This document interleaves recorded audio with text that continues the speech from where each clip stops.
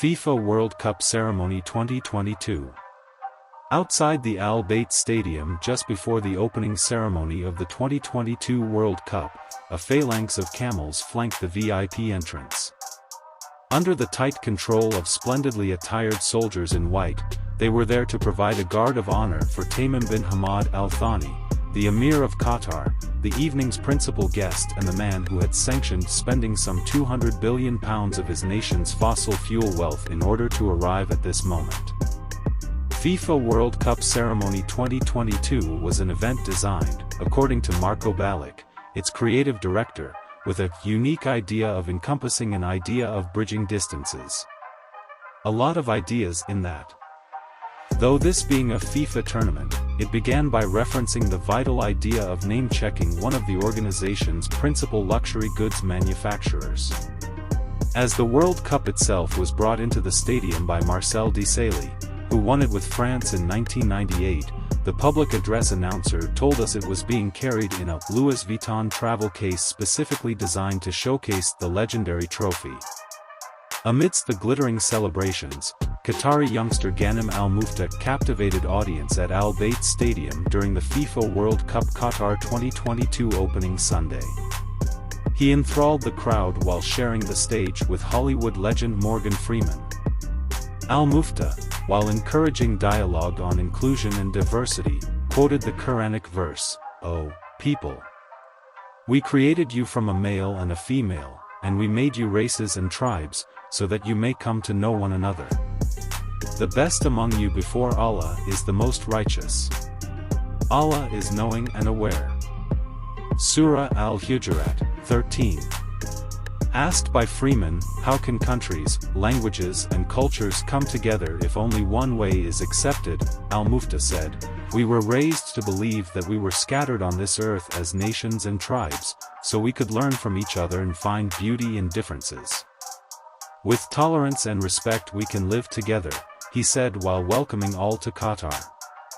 Al-Mufta was born on May 5, 2002 with a rare condition known as caudal regression syndrome, CDS, a disorder that impairs the development of the lower spine. An inspiration to many, he is exceptional with his ability to overcome obstacles with positivity and leadership. There were hundreds of performers at the opening ceremony, including drummers, dancers, singers, even camels. But the main event was Jungkook's performance of Dreamers with Qatari singer Fahad Al-Qubaisi. The song, which was officially released on Sunday, is about passion and believing. The five-time Grammy Award-nominated artist was, as expected, a huge hit.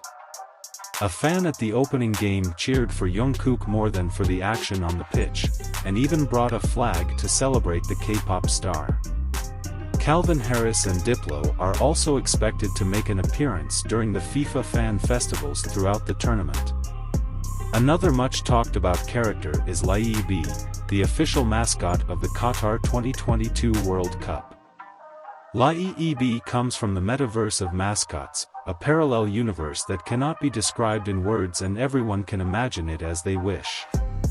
Laib encourages everyone to believe in themselves, FIFA said when the mascot was first introduced to the world.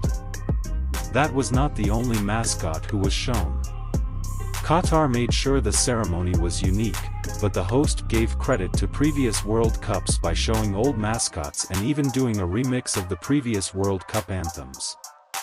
And yes, that included the forever iconic Waka Waka song by Shakira that represented the 2010 South Africa World Cup. Qatar's fireworks, lights and drones have made quite a splash with fans visiting the country. They were impressive in both the fan event and the opening ceremony. In a sequence where dancers seemed to be dressed as Imperial troops from Star Wars holding lightsabers, drummers and singers ran through a greatest hits of football chants, and then every now and then the camera would switch to the crowd where, handily, it turned out that groups of fans from competing nations beyond Qatar and Ecuador were all seated together wearing their replica shirts to cheer along.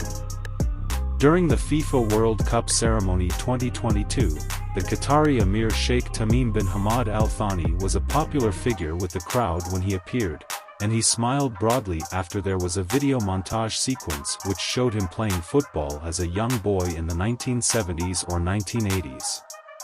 Nevertheless, Thani said the event gathered people of all nationalities and beliefs. From Qatar, from the Arab world, I welcome everyone to the World Cup 2022. How lovely it is that people can put aside what divides them to celebrate their diversity and what brings them together all at once. Hit the like, subscribe and notification bell. Stay tuned for more luxury.